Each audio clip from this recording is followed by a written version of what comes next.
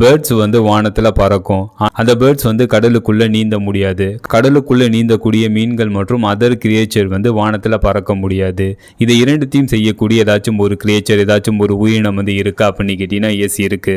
அதோட name Atlantic puffin. இது வந்து ஒரு பேர்டு. இந்த அட்லாண்டிக் பஃபின் பேர்டு வந்து வானத்துல பறக்கவும் செய்யும். கடலுக்குள்ள டைவ் பண்ணி ஸ்விம் பண்ணி நீந்தி மீனை பிடிச்சிக்கிட்டு மீண்டும் கடல்ல இருந்து வானத்துக்கே பறக்கும். இந்த அட்லாண்டிக் பஃபின் பேர்டு ஏரை விட வாட்டர்ஸ் 1000 டைம்ஸ் அதிகமான அடர்த்தியை கொண்டது. இப்போ ரீசெண்டாக அமெரிக்காவின் MITயில் இருக்கக்கூடிய சயின்டிஸ்ட் மற்றும் சுவிட்சர்லாந்தின் ஃபெடரல் இன்ஸ்டிடியூட் ஆஃப் டெக்னாலஜியின் லாசனில் இருக்கக்கூடிய சயின்டிஸ்ட் இணைந்து வானத்தில் பறக்கவும் அதே விங்ஸோட கடலுக்குள்ள டைவ் பண்ணி நீந்தவும் கூடிய ஃபிளாப்பிங் விங் ஏரியல் அக்வாட்டிக் வெஹிக்கிளை வந்து உருவாக்கி இருக்காங்க. இந்த ரோபோட்டிக் பேர்டு வெஹிக்கிள் வந்து வானத்தில் பறக்கவும் செய்யும், அதே விங்ஸோட கடலுக்குள்ள டைவ் பண்ணி நீந்தவும் செய்யும். ரோபோட்டிக் பேர்டு வெஹிக்கிள் அதாவது flapping wing Ariel aquatic vehicle இது கடலுக்குள்ள இது தண்ணீருக்குள்ள என்ட்ராகும் போது இதோட விங்ஸ் வந்து உடையாமல் இருக்க